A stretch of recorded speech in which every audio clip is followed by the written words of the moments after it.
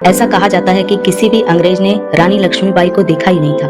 कुछ अंग्रेज अफसरों का कहना था कि रानी लक्ष्मीबाई को युद्ध के दौरान सैनिकों की अगुवाई करते हुए देखा था। किसी ने भी रानी लक्ष्मीबाई को व्यक्तिगत या औपचारिक रूप से कभी नहीं देखा।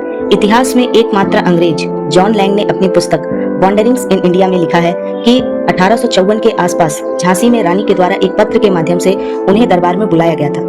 आपकी जानकारी के लिए बता दें कि जॉन लैंग पेशे से एक वकील थे और मीटिंग में रानी और लैंग के बीच पर्दा लगाया हुआ था, लेकिन उनके दत्तक पुत्र दामोदर राव द्वारा पर्दा थोड़ी देर के लिए हटाया गया था, जिससे लैंग ने रानी की सिर्फ एक झलक ही देखी थी। लैंग ने बताया कि रानी ने सादा सफेद मुस्लिम की साड़ी प्रकार वस्त्र पहन रखा था। वह मध्यम कद, स्वस्थ शरीर और सामान्य रंग की अत्यंत सुंदर महिला थी, परंतु एक चीज थी जो उनकी सुंदरता को बिगाड़ती थी और वो थी उनकी आवाज, जो कि अत्यंत कड़क थी, जो उनकी सुंदरता से बिल्कुल भी मेल नहीं खाती थी। वैसे ये सही बात है कि उनकी आवाज अत्यंत ही कड़क थी, परंतु उनकी इन्हीं आवाज की एक गूंज से रणभूमि में अंग्रेजों के पैर कांपने लगते थे। जब वह सैनिकों के साथ हर हर महादेव के नारे लगाती थी, वह अक्सर पुरुष सैनिकों के वेश में चलती थी, इसलिए बहुत से अंग्रेज सैनिकों को यह पता ही नहीं चलता था कि जिसे वे सैनिक समझ रहे हैं वह खुद रानी लक्ष्मीबाई है। रानी ने अंतिम समय में अपने मित्रों से कहा था कि मेरा शरीर अंग्रेजों के हाथ कभी न लगे।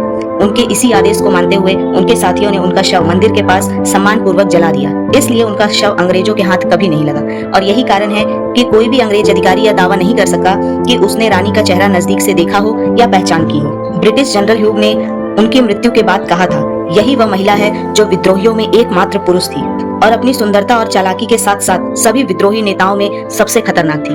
भारत की उस वीर वीरांगना के लिए कमेंट में वीरांगना रानी लक्ष्मीबाई अमर रहे जरूर लिखिएगा।